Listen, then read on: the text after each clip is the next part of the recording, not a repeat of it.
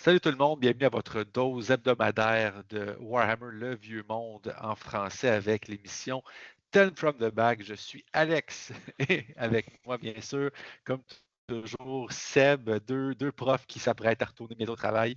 Comment ça va, Seb? Écoute, ça va aussi bien que ça peut aller dans les circonstances. Non, non, je blague, ça va très bien. On n'a pas à se Euh, plaindre. ouais, ouais, exactement. Donc, en forme, prêt à bientôt recommencer, mais on va profiter des quelques journées de congé qui nous restent encore. Exact, exact. Euh, Est-ce que tu as joué un peu depuis le dernier Ou- épisode? As-tu, En fait, depuis le dernier épisode, malheureusement, je n'ai pas pu jouer, mais j'ai passé du temps à assembler du café que j'ai ah, des figurines assemblé ces 6 magnifiques. ballons, ces 6 lanternes?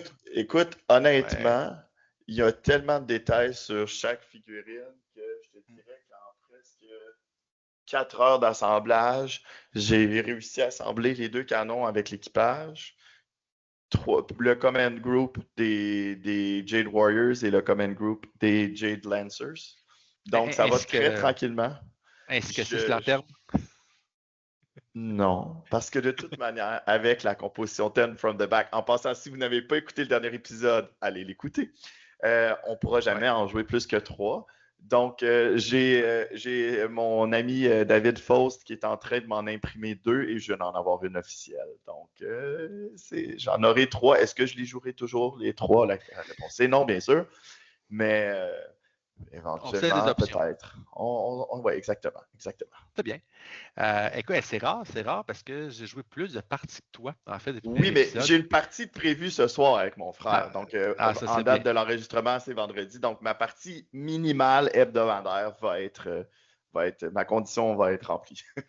Cool. Moi, j'ai eu la chance de jouer parce qu'on, comme on l'a déjà dit, là, il y a le Capital City Bloodbath le 23-24 août à Ottawa. Donc, je vais participer là, avec 2 équipes, peut-être 3, on va voir, mais avec Éric Mhm. Vaneken, avec Guillaume Berger. Donc, j'essayais de. C'est les premières Une parties solide avec la liste. délégation québécoise, on va se le dire. Puis il y a d'autres aussi, d'autres joueurs de Castillo, Luc Mhm. François Saint-Pierre. Donc, on Mhm. est quand même un bon petit crowd québécois. On espère avoir d'autres joueurs, peut-être, qui vont se rajouter. Maxime Vincent, là, qui joue avec nous aussi, HTT, peut-être va venir aussi. Et j'ai essayé pour la première fois la liste que je vais amener parce que j'ai fait des petits changements de liste. Donc, à la base, je joue contre Philippe Bélanger, un joueur que je ne connaissais pas, que j'ai eu le plaisir de découvrir, un joueur de Québec vraiment agréable contre ses Beast of Chaos et contre Jean-Michel Quinn aussi. J'espère que je le prononce comme il faut, tout ton nom de famille, Jean-Michel. Euh, donc, qui est joueur bretonien. Donc, Breton, ouais. ouais, vraiment intéressant. Donc, 2 belles parties. On a joué, entre autres, une partie première au Bastion au Québec. Donc, je ne suis jamais allé au nouveau Bastion. Vraiment une belle boutique. Là. Si vous êtes dans le coin de Québec, passez la voir. Un bel inventaire, des belles tables de jeu espacées, variées. Donc, chapeau à Zach et son équipe là, pour le beau travail à ce niveau-là. Donc, aujourd'hui, on parle de quoi? On parle de. Puis, il a fait plusieurs vidéos qu'on voit, Ouais, autant à Vieux Monde, autant que 40K. Moi, j'en ai vu dans ouais. 40K, c'est plus Old Il y a World. des cas de, il y a des gars, des cas, pardon, qui font jaser sur Internet là, de tricherie. Oui, Euh, Puis on a vu Corbac qui a sorti une vidéo du côté francophone. J'ai vu au moins 2 ou 3 cas là, qui ont fait beaucoup jaser au niveau tricherie du côté de 40 000 pendant l'été. Donc, ça m'a donné l'idée de la vidéo d'aujourd'hui, en fait, de c'est quoi la bonne étiquette autour de la table de jeu, ce qu'on devrait promouvoir comme habitude pour que l'expérience soit agréable pour tout le monde. Puis là, c'est facile de se dire, ah non, mais ça, c'est juste dans le jeu compétitif, mais je veux qu'on soit clair. C'est vraiment pour le jeu en général, pour que ce soit agréable pour tout le monde. Quelles sont les bonnes habitudes à prendre ouais. autour de la table? Donc, je te laisse avec la première. Selon toi, ça serait quoi la première bonne habitude à prendre autour de la table? Ben, moi, je vais commencer en fait avant que la partie commence. C'est-à-dire de s'assurer d'avoir tout le matériel nécessaire pour la partie. Dans les faits, tu sais, c'est pas drastique, puis c'est pas crucial en tant que tel, mais c'est juste surtout, puis encore une fois, il faut quand même différencier jeu amical puis jeu compétitif. Je pense qu'en jeu amical, quand on a plus de temps devant nous, quand on est plus relax, c'est tel que tel, on prend le temps de regarder les choses, mais souvent dans un jeu compétitif où est-ce qu'on a un temps, une limite sur le temps. On a des fois, t'as peu, j'ai oublié mon livre, telle affaire. Donc, ça peut ralentir. Il faut demander à un juge qui n'est pas toujours disponible. Donc, ça ralentit.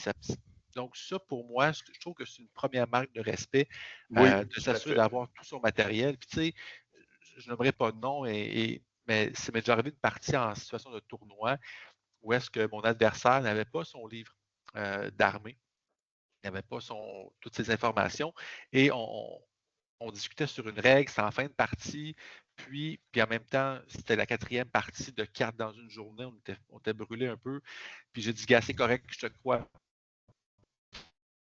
Alors, finalement, ben, la règle, il ne l'a interprétée comme il faut. C'est une règle que je connaissais beaucoup moins, une armée que je connaissais moins, et j'ai eu une défaite alors que ça aurait été un match nul. Fait il y a eu des petits impacts là-dessus. Juste avoir son matériel de base, on s'entend, ton livre d'armée, c'est assez la base en tant que telle. Donc, pour moi, c'est une première chose, peu importe, d'avoir le matériel nécessaire. Puis, tu sais, quand on parle de matériel, rapidement, là, je me permets de faire du pouce sur ce que tu dis. Ton livre d'armée, ta liste imprimée pour pouvoir la communiquer à ton adversaire facilement et clairement. Tes dés, idéalement, ton propre tape à mesurer. Moi, ça m'est déjà arrivé d'en oublier un ou d'en perdre un ou même d'en briser un en tournoi. Alors, j'en ai emprunté un à mon adversaire, puis ça s'est bien passé. Mais ça, c'est le gros minimum. Puis il y a tous les petits objets là, qui nous rendent la vie plus facile. Un pointeur laser, des petits. Les Des petits gabarits, les tokens. tokens, exactement, qui nous permettent là, de bien identifier ce qui se passe. Les cartes de magie, ça n'a pas besoin d'être celle officielle de Games Workshop. Il y a plein de gens sur Internet qui offrent gratuitement les leurs. Donc, si ça vous intéresse, mais faites-la imprimer, mettez-la à côté de l'unité qui est affectée par le sort pour que ça soit clair pour tout le monde. Ça évite des situations où, des fois, là, moi, je me souviens dans un tournoi, puis c'était pas quelque chose qui a été déterminant, mais c'était juste un problème de communication. La partie se déroulait en anglais, je parle très bien anglais, mais j'ai mal compris quelque chose. Mon adversaire me dit, je mets mon sort sur, puis c'était sur son Saurus au-delà. Moi, je pensais que c'était sur une unité. Fait que là, moi, je pensais que j'étais safe alors que je ne l'étais pas. Donc, dans les circonstances, j'ai dit, écoute, c'est mon erreur, je t'ai mal compris. On s'assure juste la prochaine fois que j'ai bien compris, vu que moi, je parle français d'abord et avant tout. Puis la game s'est très bien terminée de part et d'autre. Il n'y avait pas de hard feelings, pour prendre l'expression en anglais, vu que ça se passait comme ça. Mais mettez les sorts à côté des unités qui sont affectées pour éviter là, les imbroglios. Des fois, il se passe beaucoup de choses, il y a beaucoup de bruit autour dans un tournoi. Ça peut arriver qu'on n'entend pas bien aussi. Donc, ça rend les choses plus claires. Donc, c'est vrai qu'avoir son matériel avant même que la partie commence, c'est super important. Puis moi, je vais aller plus loin aussi. Avant que la partie commence, mettez au clair c'est quoi vos attentes pour la game. Si vous voulez jouer des trucs vraiment relax, moi j'appelle ça les Friday Night Fun Games. OK, à soir, là, on prend des trucs moyens, là, on met ça dans notre liste, là, puis on joue ça. Parfait. Vous mettez d'accord sur vos attentes envers la game. Comme ça, il n'y a pas quelqu'un qui arrive avec une liste ultra compétitive, puis l'autre avec une liste ultra thématique, mais quand même beaucoup plus faible, puis on se ramasse avec une partie qui est complètement débalancée. Donc, clarifiez vos attentes avant. Ah, mais moi, c'était pas ça l'expérience que je recherchais. OK, mais tu me l'as pas communiqué, je ne pouvais pas le savoir. Donc, moi, je demande toujours à mes adversaires, hey, quel genre de game tu veux jouer? Donc, est-ce qu'on y va all-in? Est-ce qu'on y va moitié-moitié? Est-ce qu'on y va, on fait des trucs un peu comiques, puis on clarifiez vos attentes comme ça. Ben, vous allez aller chercher l'expérience que vous voulez. Puis vous n'allez pas vous dire, ah, lui, c'est un joueur compétitif, ou lui, c'est un. Moi, je ne peux pas savoir ce que tu recherches dans le jeu si tu ne me le dis pas. Non, exact. Puis je te dirais que j'ai vécu une situation similaire récemment. Puis aucun hard feelings, comme tu as dit, avec le joueur. Mais on n'avait pas, on avait joué quand même quelques parties ensemble, puis on n'avait pas clarifié clairement qu'est-ce qu'on recherchait. Puis, moi, je testais mes listes plus compétitives. Puis, clairement, lui, dans le fond, c'était pas son optique. Puis ça a fini par après quand on s'est dit, hey, on pourrait s'en refaire une autre. Ouais, je suis pas sûr, toi, tu es plus compétitif, toi, moi, je suis plus narratif. Ah, ben, avoir su, Carly, que je suis capable de jouer des listes comme Ben, c'est ça. Tu sais, fait que c'est juste des fois, c'est juste effectivement donc de clarifier, de dire bon, ben, qu'est-ce qu'on recherche dans cette partie-là? Si toi, tu as envie qu'on fasse une partie thématique, on va s'en faire une thématique. J'ai la chance d'avoir une belle variété de figurines pour pouvoir m'adapter à toutes les situations. Mais effectivement, tu sais, des fois, on prend ça pour acquis que ben, on va mettre notre meilleure armée qu'on veut ou celle qu'on a envie de jouer. Mais c'est peut-être pas ce que l'adversaire recherche. Un excellent point que tu amènes là, Seb, je suis d'accord avec toi. Puis tu vois, c'est un point qui tourne autour de la communication, puis je pense que Ouais. ça nous permet de faire un petit segue vers le prochain point de communication, puis je pense qu'on se rejoint beaucoup là-dessus. Ouais. Jouer par intention, puis la communication là-dedans, c'est vraiment crucial. Je vais te laisser développer pour commencer parce que je sais que toi, c'est vraiment quelque chose que tu recherches aussi quand tu joues à une partie, de prendre le temps de dire voici ce que j'aimerais faire, est-ce qu'on est capable de se mettre d'accord, est-ce que je peux le faire ou pas? Comment tu procèdes, toi, de ton côté? Oui, c'est ça. T'sais, en fait, l'idée, ben, pour ceux qui ne savent pas c'est quoi jouer par intention, c'est clairement mentionner à l'adversaire quand je fais telle action, voici mon intention. Par exemple, je bouge mon unité. Disons, tu as une portée de charge maximale de 10 pouces. Donc, tu peux déclarer à 10 pouces, tu as 4 de mouvement, tu n'as pas Swift Stride. Bon, mon intention, quand je bouge mon unité, c'est d'être à plus de 10 pouces que toi. Donc, pour rendre la charge impossible. À moins qu'il y ait bien sûr des buffs qui peuvent entrer en ligne de compte, mais sinon, bref, mon intention, c'est ça.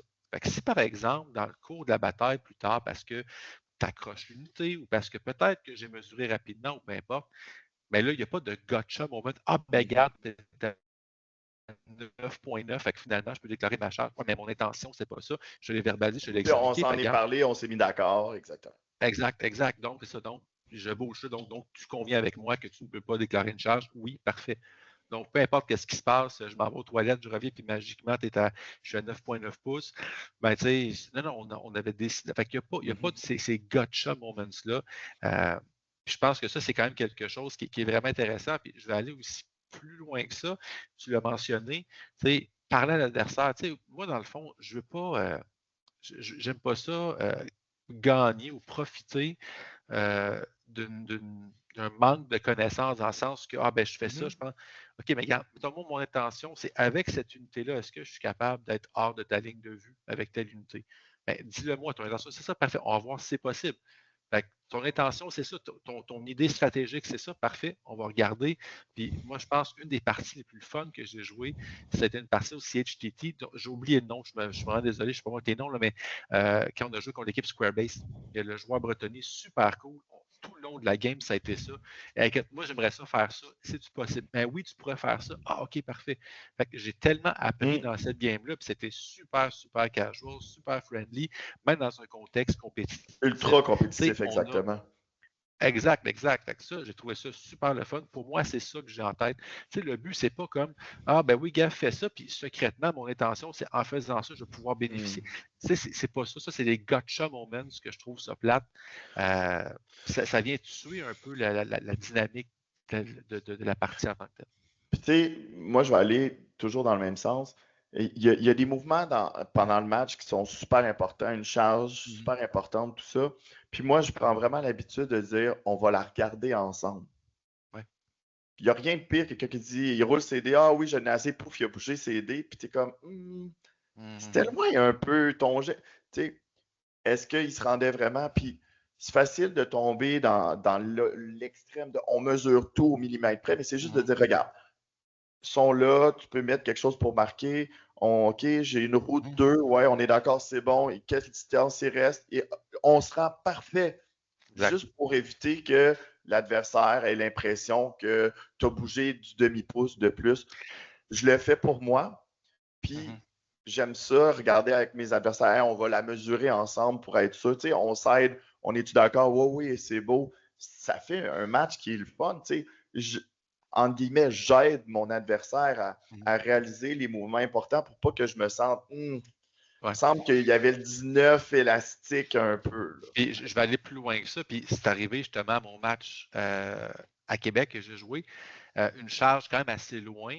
Puis tu sais, j'ai dit, ben avant qu'on lance les dés, on va s'entendre sur ce que ça te prend. Ouais. Donc pas lancer les dés et après ça mesurer. Une fois que c'est lancé et c'est serré, c'est sûr que ta roue, finalement, ben j'ai besoin de moins. C'est 1,5, c'est pas 1, fait que ça te prend 2. Je suis d'accord Exact. avec toi. Moi aussi, Fait, j'ai tendance à le mesurer d'avance. fait que tu mesures d'avance. Les deux, on s'entend parfait. Donc, tu es à 13 pouces, ça va te prendre un 6 sur tes dés. Fait qu'on s'entend sur 6, oui, parfait. Fait que là, il n'y a pas matière à discussion. Même si mon adversaire roule 6, moi, finalement, je pense que non, on s'est entendu sur 6. C'est 6, tu l'as roulé, tu l'as réussi. Ça finit là. Il n'y a pas de discussion à avoir. Donc, ça peut désamorcer tellement de moments plates, je pense, dans une partie, où est-ce que les deux, justement, donc, ne s'entendent pas sur un jet après coup. Ça peut laisser un goût amer dans l'esprit, en fait, des joueurs. Donc oui, tu parles de rouler des dés, Ouais. de déterminer avant le jet de dés. Les jets de dés, ça peut être quelque chose qui est un petit peu, pas désagréable, je dirais, controversé autour de la table. Puis il y a quand même des bonnes pratiques à avoir de ce côté-là pour que l'expérience soit agréable pour tout le monde. Je t'en propose une première. Vas-y donc. Avoir des dés clairs. Je sais que j'en parle souvent, là, mais Ouais. puis j'en ai reçu, moi, des dés d'un événement où est-ce que le 6, c'est un symbole spécial, puis le 1, c'est un symbole spécial. Ça, là, ça, c'est cute. Si vous en avez un pour, par exemple, le Swift Stride, puis que c'est clair, c'est pas trop grave.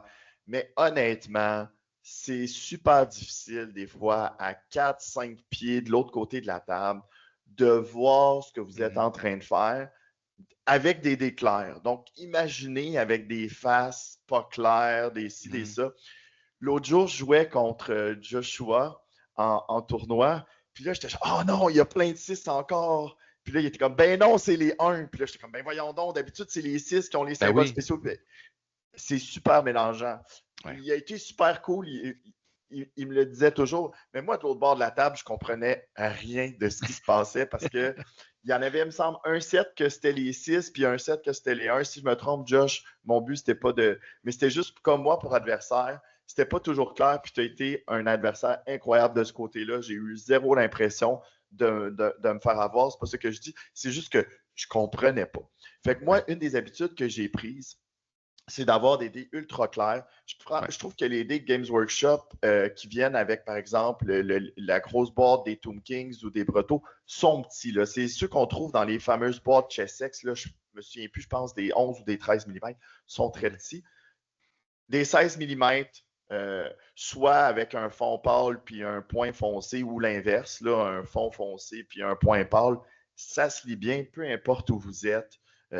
Puis moi, je lance dans. J'ai une petite boîte pour lancer, puis j'essaie de le mettre proche de mon adversaire pour qu'il puisse voir. Puis quand je roule, ce que j'enlève, c'est que j'enlève toujours les échecs, puis je laisse les réussites dans le fond pour que mon adversaire puisse bien voir, bien compter. Puis je lui demande souvent de m'aider à compter. Par exemple, dans le temps, quand je lançais 45 dés avec poison, je lui demandais, hey, ça te dérange-tu de mettre, mettons, les poisons d'un bord, les touches régulières de l'autre bord, puis on s'aide, puis il m'aidait. Ça allait super bien. Lui, il était impliqué dans le processus, fait que ça le gardait dans sa game. Puis moi, c'était plus facile pour moi aussi de me souvenir où j'en étais dans mes lancers de dés. J'ai jamais d'adversaire qui m'a reproché là, de « Ah, c'est désagréable, comment tu fais ça? » Au contraire, je pense que les gens apprécient en général. Non, peut-être tu le dis, retirer les jets qui ne touchent pas à la base versus laisser les jets qui touchent sur la table. Ce que ça fait en gros, c'est que tu t'assures que tu ne pourras pas flouer ton adversaire. Donc, si par exemple, tu retires les jets qui touchent, tu peux facilement. Ah, j'ai retiré un 2 qui ne touchait pas. Ouais. Donc, tu es sûr que ceux qui restent sur la table les touchent, ton adversaire peut valider. Effectivement, tous ces dés-là sont. Puis au pire, si tu en as retiré un qui touchait, ben, c'est à ton désavantage. Fait que tu n'as pas de mauvais gameplay à ce niveau-là. Moi, j'ai aussi l'habitude de dire voici, j'ai besoin des 5, voici, je lance. OK? Ouais, exact. Puis, je dis c'est les attaques de telle chose. Je ne mélange pas les attaques pour que tout soit clair. Tu sais, des fois, ça peut être tentant parce qu'on a la même initiative de dire ah, c'est des là, c'est Ouais, j'aime pas ça, moi non plus. les montures, c'est des là, c'est ci. Quand c'est très clair et que c'est bien communiqué, c'est correct, mais je trouve j'aime mieux les faire séparément pour que ça soit encore plus clair pour mon adversaire, pour que ce soit simple. Donc, même chose pour les tests qui nécessitent de lancer plusieurs dés. par exemple, un test de leadership. Lancez vos 2 dés en même temps. Pas Oui. un premier puis un deuxième. Lancez les deux en même temps. Un Swift Stride, c'est le seul moment où je prends des dés de couleurs différentes. Je prends 2 dés identiques, puis un dé qui a la même taille, mais qui est d'une couleur différente, en disant les deux identiques, c'est les dés de la charge. Le troisième, c'est Swift Stride. Comme ça, c'est sûr que vous pouvez les lancer séparément, il n'y a pas de problème. Je trouve juste que ça accélère le processus, puis quand c'est clair avec l'adversaire, ben, ça fait en sorte qu'on gagne un petit peu de temps ici et là, qu'on peut faire les calculs qui s'imposent d'un coup, puis ben, ça améliore l'expérience de jeu pour tout le monde. Oui, je suis d'accord. Puis, tu sais, c'est une chose que je n'ai pas pensé, mais oui, c'est vrai que ça arrive souvent. Tu reviens, bon, ben, regarde, j'ai telle initiative, telle force, peu importe. C'est vrai que souvent, ben, les bleus, ça va être ci, les rouges, ça va être ça. Pour vrai, je suis d'accord avec toi. Puis, regarde, fais la part. On n'est pas à 15 secondes près dans la partie. Puis, je pense que le temps que tu sauves Mhm. à les lancer tout en même temps versus ah ouais, mais attends, lesquels étaient lesquels versus OK, voici, j'ai 15 Ouais. attaques de gars avec des armes lourdes, j'ai besoin de 5 pour toucher, je les lance, il y en a 7 qui ont touché, parfait, on les met de côté. Mhm. Ensuite, j'ai les attaques de monture, eux autres, parfait. Maintenant, je vais lancer pour blesser ceux-là, pouf. Ou encore, je lance pour toucher, je lance pour blesser. Après ça, je vais au prochain, je lance pour toucher, je lance pour blesser. Ouais. Peu importe, ayez une séquence claire, ayez une Ouais. séquence qui est facile à suivre pour votre adversaire. Puis, Mhm. comme je vous ai dit, gênez-vous pas pour lui demander hey, regarde, j'ai beaucoup d'attaques. Tu peux-tu, de ton côté, juste avoir des pools de dés pour m'aider à me souvenir combien il y en a qui ont touché Oui, OK, parfait. Donc, moi, mettons, je lançais mes dés, lui, il prenait ses dés, puis il me disait OK, ben, t'en as OK, 14 qui ont touché, parfait. Moi, je prenais 14 de mes dés, je les lançais, puis Ouais. pouf, Ouais. pif, paf, pouf. Il n'y avait pas de. Puis, je prends l'habitude, puis parce que je l'ai entendu parler dans les vidéos de la vidéo de Corbac, puis dans les vidéos de 40K aussi, des joueurs qui rajoutent des dés. Il y en a 16 qui ont touché. Il y en a 14 qui ont touché, mais ils vont mettre 16 dés. Moi, je les compte devant mon adversaire très clairement. 3, 3 6, 9, 12, parfait. Let's go, je les lance. Comme ça, Mhm. encore une fois, là, c'est juste une courtoisie envers mon adversaire pour que ce que je suis en train de faire soit super clair pour lui, pour que l'expérience de jeu soit vraiment le plus agréable possible de Mhm. part et d'autre. Ça ne me coûte Puis, rien, puis je pense que les adversaires l'apprécient en général. Puis inutile de vous dire qu'on n'ira pas dans la ligne de acheter des dés qui sont des dés légaux. Donc, pas de dés truqués. On n'ira pas là-dedans. Pour ceux qui sont des fans du Grand Clash de première heure, vous savez exactement de quoi je parle. Donc, voilà. Donc, assurez-vous d'avoir des dés qui sont légaux. Je dis ça Ben, comme ça. écoute, il y a eu encore là, un gars là, qui s'est fait prendre puis qui a fait son vidéo de Mea Culpa puis qui a dit qu'il allait abandonner le jeu parce que ça fait super longtemps, mais là, il disait ah, je sais pas comment ces dés-là se sont ramassés. Ben, écoute, tu sais, le pire dans tout ça, c'est que moi, je me suis dit, hey, j'ai jamais vérifié si mes dés étaient tous correct. Fait que j'ai sorti mes 30 dés puis j'ai regardé un par un pour voir s'il y en avait un qui, par hasard, avait 2-1 ou 2-6. Et Mhm. non, c'est pas le cas. Et J'ai 30 finalement, en fait, dés. tu n'avais aucun dé avec des 1 dessus. Non, non, non, non.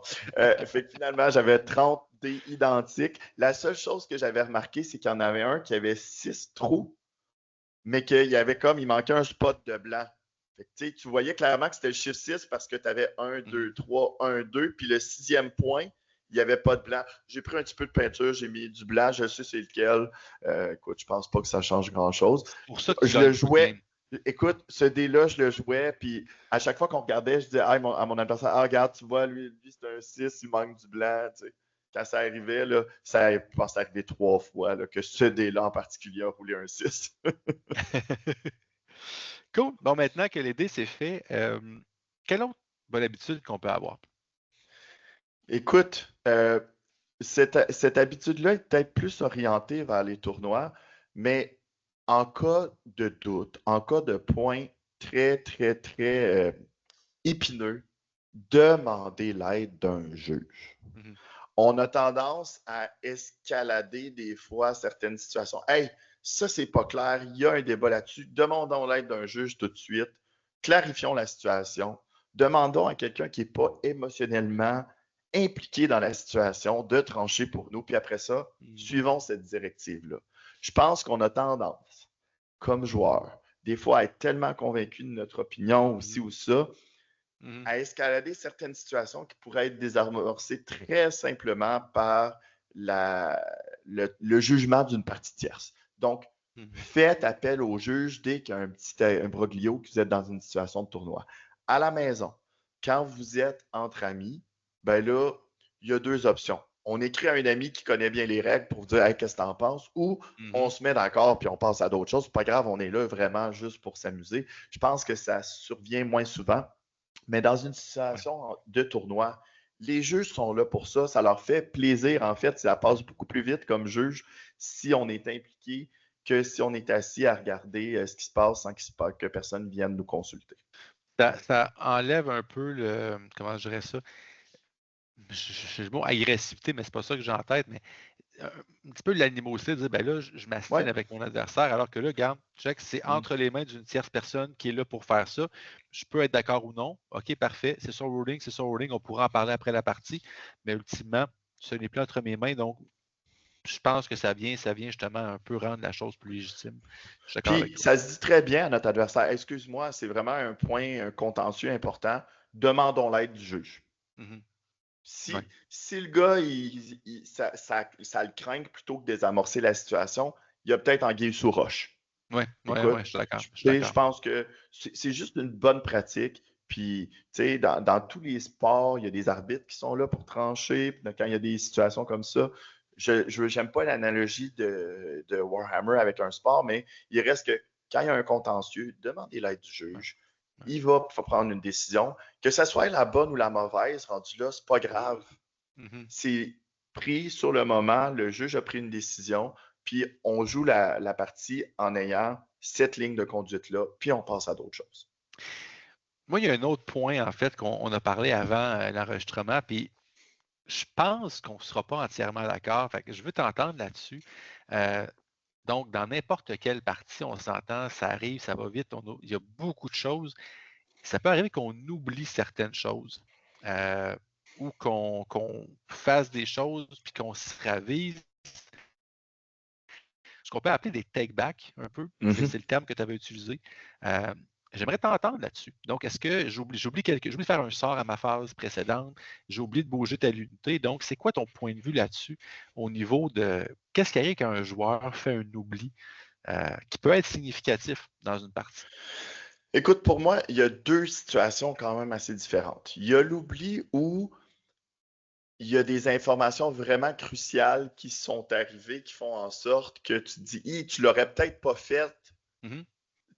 Dans telle circonstance, il y a eu trop de choses qui se sont passées, qui ont eu un trop gros impact pour dire, oui, vas-y. Mais la plupart du temps, moi, je suis assez permissif envers mes adversaires.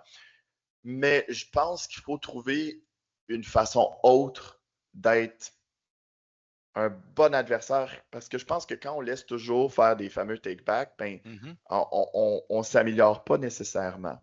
Je te laisse me dire comment tu te sens, toi, par rapport au take-back, puis je vais te proposer une alternative au fameux take-back après. Vas-y. OK, intéressant. Essentiellement, en fait, là, c'est quelque chose qui, tout le monde, même les meilleurs joueurs, ont fait des erreurs, ont fait des oublis. Ça arrive. Il y a quand même deux catégories d'oubli. Exemple, mon unité est stupide, j'ai oublié de faire le jet. C'est une obligation de le faire. Fait que si j'ai oublié de le faire, puis je bouge l'unité, c'est vrai, Gab, il y a ce genre d'oubli-là. Il y a aussi un oubli dans le sens que c'est volontaire, dans le sens que j'ai oublié de faire tel sort. Donc, ce n'est pas une obligation de faire le sort, c'est une possibilité. Et souvent, j'ai été pris dans des situations comme ça. Puis, tu sais, comme toi, je pense, encore une fois, il faut différencier la partie amicale, la partie compétitive. En partie amicale, regarde, c'est correct. Regarde, le but n'est pas de capturer un gotcha moment. Où est-ce que ça devient un peu toujours plus épineux? C'est là, puis encore une fois, c'est pas mon genre de nature de dire tu l'as oublié, just too bad. OK, c'est gotcha. Non. Par contre, où est-ce que ça devient épineux? Et où est-ce qu'il y a, par expérience, d'organiser plusieurs événements dans plusieurs jeux différents, il y a quand même un thème qui revient souvent, il y a un point, un contentieux qui revient souvent. Bien, au début de la game, hein, on est chumé, puis on a une belle Ouais. game. Puis là, tour 1, hey, j'oublie tel sort. Hey, je te dis quoi? Fais-le. Ah, cool, hey, merci, c'est super, c'est smart, c'est vraiment gentil. Cool. La partie avance. Oups, c'est serré. C'est Ça serré. commence à être un peu plus épineux, un peu plus Exact. crunchy. Exact. Puis là, l'autre joueur, donc, qui a laissé le joueur reprendre son action, et là, c'est lui qui, tour 4, tour 5, oublie quelque chose. Hey, j'ai oublié tel sort. Hey, pour vrai, là, c'est. Ouais, man. Ouais. C'est parce que là, là, c'est parce que ça va être. C'est un petit peu trop. Là, l'ascenseur ne revient pas. L'ascenseur ne revient pas parce que là, finalement, on n'est plus dans le mood de hey, on est bien match mais hey, comment ça va? Puis on se fait des blagues, puis là, finalement, là, c'est une partie serrée et l'ascenseur ne revient pas. Fait que là, souvent, c'était le nom en tant que Tio, en tant que joueur, je l'ai vécu, mais en tant que Tio aussi, on me fait dire ouais, mais là, moi, j'ai laissé, lui, il m'a pas laissé. Malheureusement, je ne peux pas rien faire. Au point, c'était quelque chose qui revenait tellement souvent au point que dans mes player packs, je l'ai ajouté. Moi, je J'ai sais. ajouté cette Je l'avais règle-là. remarqué, oui. Puis vu que j'utilise souvent en anglais, puis je sais que plusieurs autres tournois m'ont copié un peu là-dessus, il y avait ça du travel time ou du time travel, peu importe, là, de revenir en arrière, oublier quelque chose. Et c'est marqué dans le sens que si l'adversaire a oublié quelque chose, pas une obligation, mais justement Une option. une option, malheureusement, ce n'est pas permis. Donc là, comme ça, ça met l'audio du blâme sur l'organisation et non sur le joueur. Ça désamorce. Donc, on soit d'accord ou non, ben écoutez, le player pack était très clair là-dessus. Quand vous venez au tournoi, vous vous engagez à respecter le player pack.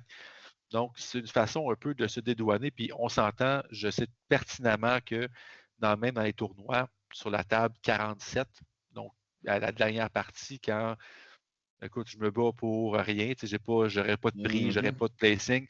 Je sais que ça se fait, puis les joueurs, c'est correct.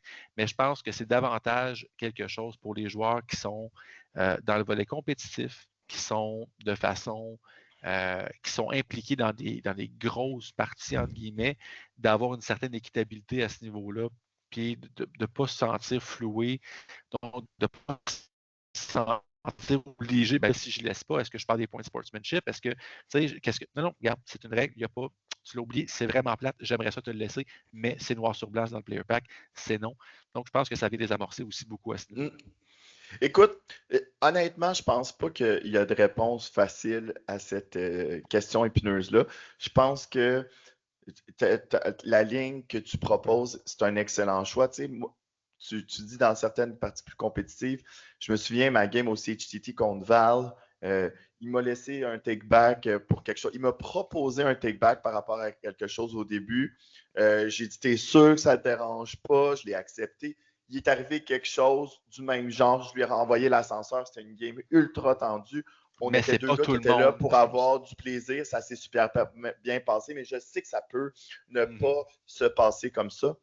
Moi là où je propose quelque chose, puis tu sais, je le fais surtout en match amical en ce moment pour essayer d'améliorer, d'aider mes adversaires à s'améliorer.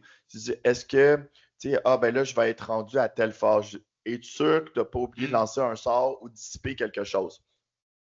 Je pense que c'est une belle manière de dire oui, OK, parfait, tu m'as dit que c'était correct. Parce que, tu sais, dernièrement, moi, jouant les Rois des Tombes, je prenais souvent ma carte de Light of Protection. Je disais, hey, est-ce que tu veux le dispel? C'est pas avantageux pour moi de faire ça. Non. Mais trop souvent, j'ai eu des gars qui me disent rendu encore à ah merde, j'ai oublié de le dissiper. Regarde, tu as un Fated Dispel, veux-tu l'utiliser? Je trouvais que c'est une manière d'éviter. C'est sûr que c'est plate parce que moi, de mon côté, j'aide mon adversaire à me battre, mais ça m'évitait d'avoir à dire ben, OK, vas-y, fais-le plus tard. J'ai évolué vers avant de déclarer tes charges, est-ce que tu as terminé de lancer tous tes sorts, dissiper tous tes sorts? C'est moins directement spécifique. Mais si je lui pose la question, il me dit oui, ben regarde, parfait, là, moi, mes sorts sont sur la table, puis je le fais pendant les tours 1, tour 2. Comme ça, c'est une habitude. Personnellement, ce que je fais pour ne pas oublier, pour ne pas avoir à demander à mon adversaire hey, excuse-moi, je voulais faire ça. Je me suis fait un aide-mémoire, je t'en parlais tout à l'heure.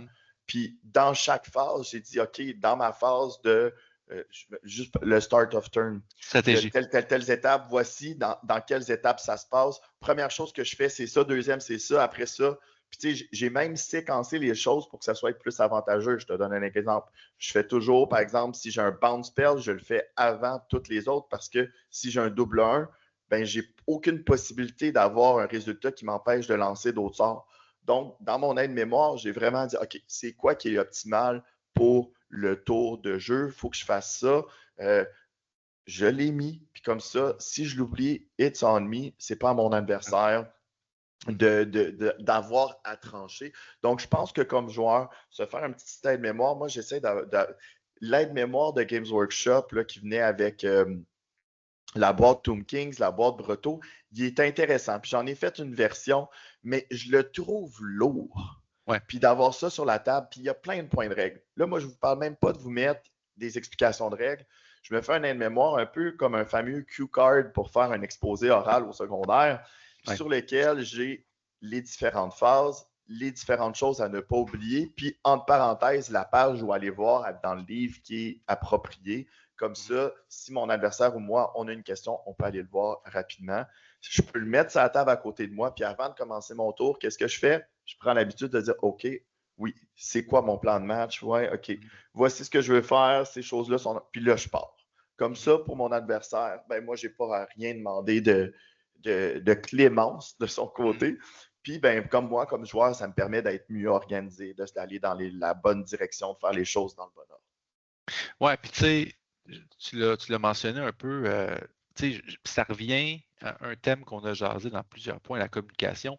Tu sais, des fois, puis être engagé dans ta partie. Tu sais, des fois, comment je dirais ça? Hey, j'espère qu'il va oublier telle règle, j'espère qu'il va oublier tel sort. Tu sais, c'est pas nécessairement le fun de gagner par oubli comme ça. Puis de ne pas hésiter à rappeler. Tu disais, hey, regarde, j'ai ça en jeu, by the way. Tu sais, ton intention, c'est tu l'as dissipé. Non, parfait, oui, OK, parfait. Même chose, hey, regarde, hey, en passant, tu n'as pas une relance avec ça, tu n'as pas telle affaire. Tu sais, des fois, c'est sûr, puis c'est pas. Moi, avantageux pour nous.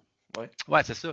Mais dire, regarde, hey, je pense que tu as tel buff. Moi, il y a un buff que je pourrais à me retenir. C'est la marque de Nurgle, là, les 6. Oui, mais tu sais, souvent, j'y pense, t'as Nurgle. Mais tu sais, c'est aussi à ton adversaire de le rappeler. Mais essaye de l'aider aussi là-dedans. Puis dire, hey, regarde, t'as tel buff, t'as tel buff. Tout à fait. Puis, hey, tu as fait telle affaire. Hein, OK, ouais. Ben, tu penses que tu peux relancer ou tu peux bouger plus. Ah oui, c'est vrai. Je trouve que c'est une bonne façon de mettre l'adversaire en confiance, de dire, regarde, on va travailler ensemble pour que tout se passe bien, puis des fois, ça se peut que je ne pense pas à toutes tes affaires, mais sache que c'est pas parce que je veux m'en défiler, mais j'essaie le plus possible de me rappeler de tes choses pour que ça puisse bien aller entre toi et moi. Là. Fait que je pense que c'est une façon, en fait, de mettre l'autre en confiance puis de montrer une certaine forme de respect par rapport à son adversaire. Tout à fait. Écoute, je pense que c'est un bon concept, un bon principe à mener. Moi, le dernier point, puis tu me diras si tu en as d'autres après, moi, c'est sur le temps. Le temps dans un match. Puis, quand on est à la maison, ça peut même devenir aussi désagréable dans un tournoi. Moi, je jouais beaucoup à War Machine avant de jouer à The Old World. Puis je jouais avec mon grand frère, que je salue s'il nous écoute. Puis mon grand frère, c'est quelqu'un de très cérébral qui va prendre le temps d'analyser les choses beaucoup. Ben, on jouait Legion of Everblight contre Khador. Lui, il jouait Legion, moi, je jouais Khador. D'emblée, ça ressemblait à un 80-20 pour Legion. C'était vraiment pas quelque chose. Les chances de gagner de mon côté étaient déjà minces. Puis là, ça pouvait prendre 2 à 3 heures calculer un tour. Puis c'est pas une reproche, mais ça devient un peu plate. Dans un tournoi où les games sont chronométrés, c'est encore pire. Parce que là, tu peux te ramasser dans des situations où ton adversaire va jouer sur les 2h30, 3h30 du round, va jouer 75 à 80% du temps, puis toi, tu vas jouer ce qui reste. Tu le sais, on en a déjà parlé. Je ne suis pas nécessairement pour l'introduction de la fameuse clock. C'est là que je trouve que c'est difficile. Là n'est pas. Bon, je ne veux pas aller là. Le point que je veux amener, c'est essayer de connaître la plupart de vos règles vos stats les plus importantes. Faites-vous des aides-mémoire. Communiquez avec votre adversaire vos intentions. Oubliez l'idée d'avoir un tour parfait, tout calculé. Acceptez qu'il y a des choses qui vont être, entre guillemets, sous-optimales, mais essayez de jouer à un rythme qui va permettre à votre adversaire de jouer autant que vous. Parce qu'il n'y a rien de plus plate que d'être de l'autre côté, d'attendre qu'il se passe quelque chose, puis après ça, tu regardes, bon, ben moi, il me reste 30 minutes pour jouer ma partie, pendant que lui, il en a pris 2 heures. J'ai presque jamais eu le temps de rien de faire. Moi, je connaissais mes affaires, ça allait vite. On a eu le temps de faire 3 tours. Puis, ben, c'est sûr que moi, mon armée est vraiment, par exemple, solide quand j'ai le temps d'en jouer 5 ou 6. Puis, honnêtement, je pense que, à moins qu'il y ait des gros points, des gros contentieux, un 2h30, 3 heures, quand 2 joueurs communiquent puis sont assez à l'aise avec leurs règles, c'est amplement suffisant pour jouer un match quand notre but, c'est jouer dans ce timeline-là. J'ai rien contre les gens qui prennent 6 heures pour jouer une méga bataille. C'est pas ça que je vous dis. Ça, j'ai pas de problème. Mais c'est juste que dans un environnement chronométré, ben, essayez d'être fair play. Puis, il y a des gens qui vont des fois aussi, tu sais, ah, ouais, pendant le tour de l'adversaire, ouais, c'est tout ça que tu veux faire. Ah, mais puis là, on étire la discussion, puis finalement, c'est comme, ben, tu es en train de voler un peu le temps de ton adversaire. Mais ça revient vas-y. Mais ça revient aussi au point que tu disais, tu sais, qu'est-ce qu'on s'attend de la partie? Si c'est un Friday Night Fun, ou peu importe comment tu l'as appelé, là. Ouais, Friday Night Fun. Bon, Friday Night Fun, puis écoute, on a notre soirée, puis c'est Beer and Pretzel, puis on... Let's go, on prend le temps. Exact, exact. Puis tu sais, pour revenir aux fameuses clocks, aux fameuses chess clocks, l'horloge qui assure un temps égal entre les deux, tu sais, je peux le comprendre sur les plus hauts niveaux, puis encore là, j'ai mes réserves, mais c'est que souvent, l'écrasante majeure partie des gens ne les utilisent pas. Et là, ça amène un facteur de stress qui ne sont pas habitués de le faire, Donc, tu sais, puis je commençais à dire, on va, pour toutes tes parties, utilise-la pour t'habituer. Non, ça amène un facteur de stress. Il y en a qui sont venus me voir des joueurs qui, dans des événements précédents, qui avaient imposé ça à leur adversaire. Moi, je joue avec ça. Puis l'adversaire, écoute, j'étais stressé, j'ai eu assez de temps, puis je suis pas. Non, je suis d'accord avec toi. Puis, tu sais, mon but, puis autant pour moi, l'expérience que j'ai eue avec ça, j'ai rien de négatif à dire de ce côté-là. Autant là n'est pas mon intention. C'est vraiment plus quelles sont les bonnes pratiques pour que ça soit fair. Puis ça peut arriver que toi, tu joues pendant 1h30, puis ton adversaire joue pendant 1 heure, puis c'est correct, là. Exact. Il y a des armées, quand je joue les nains, là, tu le sais, ça va assez vite un tour de nain. Ah oui, ah oui. Autant les nains ont des petites jambes et ils courent pas vite, désolé. Autant le tour, ben, souvent, tu n'as pas de magie, tu n'as pas tant de choses à faire. Les mouvements sont assez simples dans la plupart des cas. Écoute, mes tours, habituellement, 10 minutes, c'est fini. Là. 15, s'il y a des gros combats, ça va vite, ça roule. Ouais, okay? Exact. Donc, dans ces situations-là, il n'y a pas de problème. Mais quand les deux, on a des armées qui sont similaires, qui demandent un petit peu plus de temps, je pense que c'est juste une forme de courtoisie de s'assurer que son adversaire a assez de temps lui aussi pour jouer. Puis il n'y a rien de plus plate que de jouer dans un événement, là, un match, puis qu'au final, après 2h30, on est rendu à la fin du deuxième tour. Puis c'est fini là. Fait que le match n'a pas vraiment pu se passer au complet. Ça avantage certaines armées. Une gunline, par exemple, qui va être très avantagée de jouer seulement un ou deux tours. Puis ça peut laisser un goût un petit peu amer à notre adversaire de dire « Ah, mais moi, j'avais tout bien préparé mes mouvements, ça ne m'avait pas pris trop de temps, mais là, mon adversaire, lui, c'était plus difficile. » En communiquant avec notre adversaire, en posant des questions, en nommant nos intentions, ça aide à accélérer le jeu. Puis ça permet d'avoir des parties qui sont plus également divisées au niveau du temps, qui est juste, pour moi, quelque chose de plus agréable pour tout le monde.